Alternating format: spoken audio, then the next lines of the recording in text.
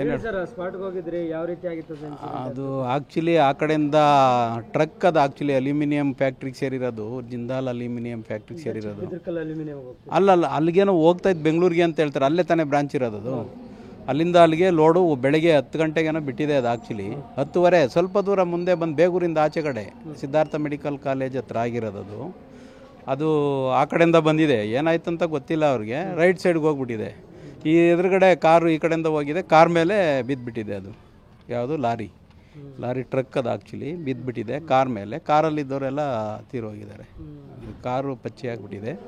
ಆಮೇಲೆ ರಕ್ಷಣೆ ಮಾಡೋಕ್ಕೆ ತುಂಬ ಟ್ರಾಫಿಕ್ ಜಾಮ್ ಆಯಿತು, ಸಿಕ್ಕಾಪಟ್ಟೆ ಇದಾಯ್ತು. ನಾವು ಹೋಗೋಕ್ಕೆ ಆಗಲಿಲ್ಲ. ಅಷ್ಟರಲ್ಲಿ ಅವರು ಅಲ್ಲಿದ್ದವರು ಯಾರೋ ಆ ಕಡೆಯವರು ಈ ಕಡೆಯವರು ಪೊಲೀಸವರು ಎಲ್ಲ ಹೋಗಿ ಬಾಡಿ ತೆಗೆದುಬಿಟ್ಟು ಆಂಬುಲೆನ್ಸಲ್ಲಿ ಹಾಕಿ ಇಲ್ಲಿಗೆ ಶಿಫ್ಟ್ ಮಾಡಿಬಿಟ್ಟಿದ್ರು.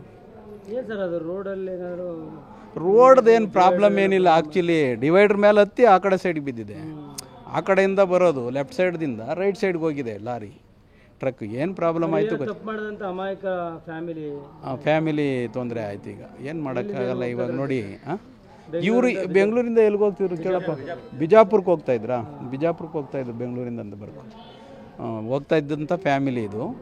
ಅದು ಆ್ಯಕ್ಚುಲಿ ಓಲ್ವಾ ಕಾರು ಕಾರ್ ಮೇಲೆ ಬಿದ್ದಿದೆ. ಅದು ಏನು 4-5 ಟ್ರಕ್ ಇದು ಕ್ರೈನ್ ಬಂದು ಎತ್ತಿದ್ರು ಎತ್ತಕ್ಕಾಗ್ತಾಯಿಲ್ಲ, ಅಷ್ಟು ಭಾರಿ ಲೋಡ್. ಅದು ವೆಯ್ಟ್ ಸಿಕ್ಕಾಪಟ್ಟೆ ಇದೆ. ಸುಮಾರು ಆಯಿತು, ಒಂದು 2 ಅವರ್ 3 ಅವರೇ ಆಯ್ತೇನೋ ನಾವು ಅದನ್ನು ಕ್ಲಿಯರ್ ಮಾಡಬೇಕಾದ್ರೆ. ಸೈಡಿಗೆ ಅಷ್ಟು ಕ್ರೈನ್ಗಳು ಬಂದ್ರೂ ಅದು ತೆಗಿಯೋಕ್ಕಾಗ್ತಾಯಿಲ್ಲ, ಅಷ್ಟು ದೊಡ್ಡದಿದೆ. ಆಮೇಲೆ ವೆಯ್ಟ್ ಜಾಸ್ತಿ ಇದೆ, ಟನ್ನೇಜ್ ಜಾಸ್ತಿ ಇದೆ. ಲೋಡ್ ಗಾಡಿನೇ ಅದೇನು ಅಳ್ಳಾಡ್ಸೋಕ್ಕಾಗಿಲ್ಲ. ಸುಮ್ಮನೆ ಆ ಕಡೆಗೆ ಯಾವ ಗಾಡಿ ತಪ್ಪು ಅಂತೀರಾ? ಆ್ಯಕ್ಚುಲಿ ಟ್ರಕ್ಕೇ ಈಗ ಆ ಕಡೆಗೆ ಹೋಗಿರೋದು ತಪ್ಪಲ್ವಾ? ಅದೊಂದೇ ಎಲ್ಲರಿಗೂ ಕಾಣಂಗೆ ಟ್ರಕ್ದೇ ಪ್ರಾಬ್ಲಮ್. ಕಂಟೈನರ್ ಗಾಡಿ ಅದು ಅದರದೇ ಅಂತ ನಾವು ಹೇಳ್ತೀವಿ. ಅದರಲ್ಲಿ ಅಲ್ಲಿ ಏನು RTO ಸರ್ಟಿಫೈ ಏನು ಮಾಡ್ತಾರೋ ಅಲ್ಲಿ ಪೊಲೀಸ್ ಡಿಪಾರ್ಟ್ಮೆಂಟ್ದು ಅದರ ಏನು ವರದಿ ರೆಡಿ ಮಾಡ್ತೀರಾ ಸರ್? ನಮ್ಮ ಡಿಪಾರ್ಟ್ಮೆಂಟಿಂದ ನಾವು ಕಳಿಸ್ಬೇಕು ಯಾರ್ಯಾರಿಗೆ ಏನೇನಾಗಿದೆ ಅಂತ ಹೇಳಬಾರ್ದು. ಅಲ್ಲಿ ಇವಾಗ ಟ್ರಾಫಿಕ್ ಜಾಮ್ ಆಗಿ ಈಗಲೇ ಬಂದು ನಾವು ಒಂಚೂರು ಊಟ ತಿಂದು ಹೊಟ್ಟೆ ಹಸಿತಾ ಇತ್ತು, ಊಟ ಮಾಡಿಬಿಟ್ಟು ಇಲ್ಲಿಗೆ ಬಂದಿದ್ದೀವಿ. ತಮ್ಮ ಹೆಸರು ಸರ್? ನನ್ನ ಹೆಸರು KN ಸಿದ್ವನ್ನಪ್ಪ ಅಂತ, ಫೈರ್ ಸ್ಟೇಷನ್ ಆಫೀಸರು, ಜ್ಞಾನಮಂಗಲ.